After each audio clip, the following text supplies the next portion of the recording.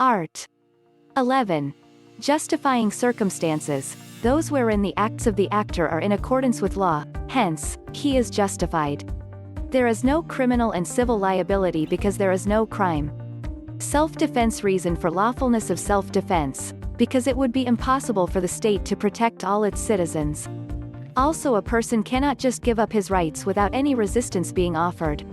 Rights included in self-defense. 1. Defense of person. 2. Defense of rights protected by law. Defense of property. A. The owner or lawful possessor of a thing has a right to exclude any person from the enjoyment or disposal thereof. For this purpose, he may use such force as may be reasonably necessary to repel or prevent an actual or threatened unlawful physical invasion or usurpation of his property. Art. 429, New Civil Code. B. Defense of chastity.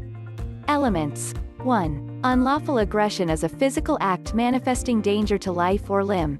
It is either actual or imminent. Actual, real aggression. Real aggression presupposes an act positively strong, showing the wrongful intent of the aggressor, which is not merely threatening or intimidating attitude, but a material attack. There must be real danger to life or personal safety. Imminent unlawful aggression. It is an attack that is impending or on the point of happening.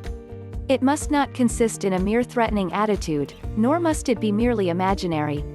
The intimidating attitude must be offensive and positively strong. Where there is an agreement to fight, there is no unlawful aggression.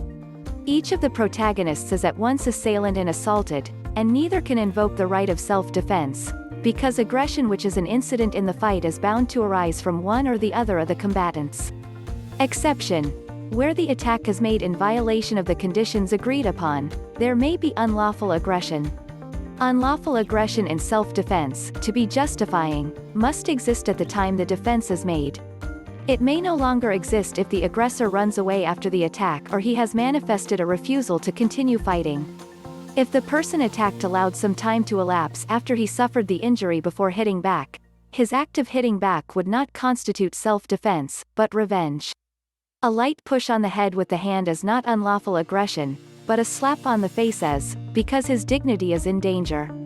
A police officer exceeding his authority may become an unlawful aggressor. The nature, character, location, and extent of the wound may belie claim of self-defense. 2. Reasonable necessity of the means employed to prevent or repel it. A. Requisites.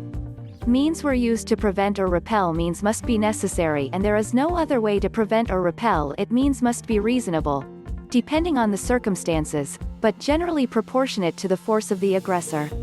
The rule here is to stand your ground when in the right, which may invoked when the defender is unlawfully assaulted and the aggressor is armed with a weapon. The rule is more liberal when the accused is a peace officer who, unlike a private person, cannot run away. The reasonable necessity of the means employed to put up the defense. The gauge of reasonable necessity is the instinct of self-preservation, i.e. a person did not use his rational mind to pick a means of defense but acted out of self-preservation, using the nearest or only means available to defend himself, even if such means be disproportionately advantageous as compared with the means of violence employed by the aggressor. Reasonableness of the means depends on the nature and the quality of the weapon used, physical condition, character, size and other circumstances. 3. Lack of sufficient provocation on the part of the person defending himself. When no provocation at all was given to the aggressor by the person defending himself. When even if provocation was given by the person defending himself, such was not sufficient to cause violent aggression on the part of the attacker, i.e. the amount of provocation was not sufficient to stir the aggressor into the acts which led the accused to defend himself. When even if the provocation were sufficient, it was not given by the person defending himself. When even if provocation was given by the person defending himself, the attack was not proximate or immediate to the act of provocation. Sufficient means proportionate to the damage caused by the act, and adequate to stir one to its commission. Kinds of self-defense. Self-defense of chastity. To be entitled to complete self-defense of chastity, there must be an attempt to rape. Mere imminence thereof will suffice. Defense of property. An attack on the property must be coupled with an attack on the person of the owner, or of one entrusted with the care of such property. Self-defense in libel. Physical assault may be justified when the libel is aimed at a person's good name, and while the libel is in progress, one libel deserves another. Asterisk burden of proof. On the accused, sufficient, clear and convincing evidence must rely on the strength of his own evidence and not on the weakness of the prosecution. Defense of relative A elements. Unlawful aggression. Reasonable necessity of the means employed to prevent or repel the attack. In case provocation was given by the person attacked, that the person making the defense had no part in such provocation. B. Relatives entitled to the defense. Spouse, ascendants, descendants, legitimate, natural or adopted brothers or sisters, relatives by affinity in the same degree, relatives by consanguinity within the fourth civil degree. The third element need not take place. The relative defended may even be the original aggressor. All that is required to justify the act of the relative defending is that he takes no part in such provocation. General opinion is to the effect that all relatives mentioned must be legitimate, except in cases of brothers and sisters who, by relatives by nature, may be illegitimate. The unlawful aggression may depend on the honest belief of the person making the defense. Defense of stranger A elements. Unlawful aggression. Reasonable necessity of the means employed to prevent or repel the attack. The person defending be not induced by revenge, resentment or other evil motive. A relative not included in defense of relative as included in defense of stranger.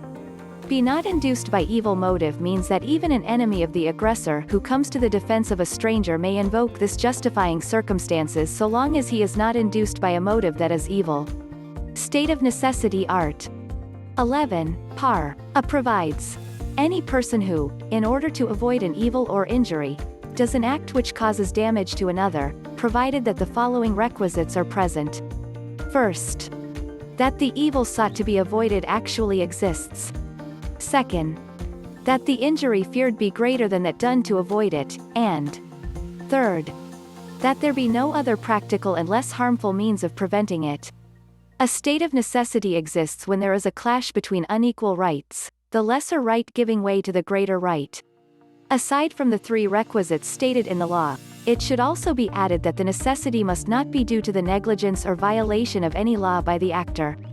The person for whose benefit the harm has been prevented shall be civilly liable in proportion to the benefit which may have been received.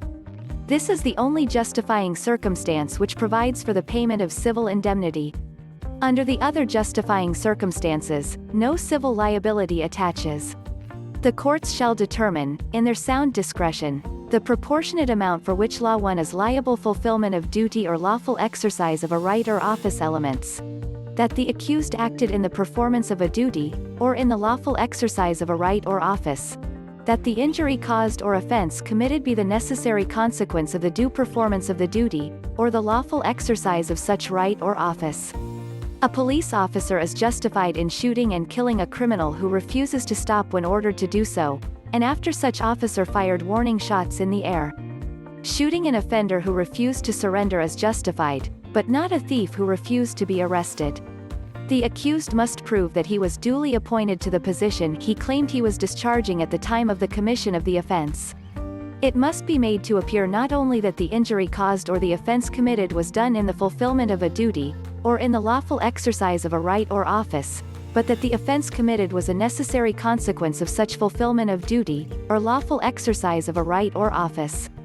A mere security guard has no authority or duty to fire at a thief, resulting in the latter's death. Obedience to a superior order elements. There is an order. The order is for a legal purpose. The means used to carry out said order is lawful. The subordinate who is made to comply with the order is the party which may avail of this circumstance. The officer giving the order may not invoke this. The subordinate's good faith is material here. If he obeyed an order in good faith, not being aware of its illegality, he is not liable. However, the order must not be patently illegal. If the order is patently illegal, this circumstance cannot be validly invoked. The reason for this justifying circumstance is the subordinate's mistake of fact in good faith. Even if the order be patently illegal, the subordinate may yet be able to invoke the exempting circumstances of having acted under the compulsion of an irresistible force, or under the impulse of an uncontrollable fear.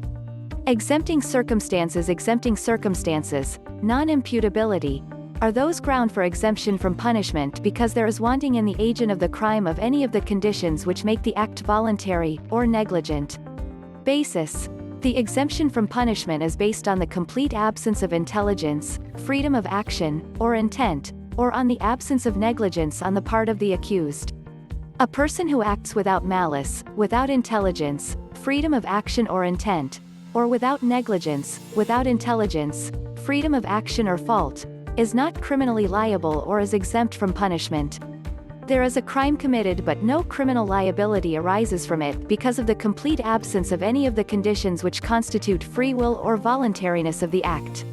Burden of proof. Any of the circumstances is a matter of defense and must be proved by the defendant to the satisfaction of the court.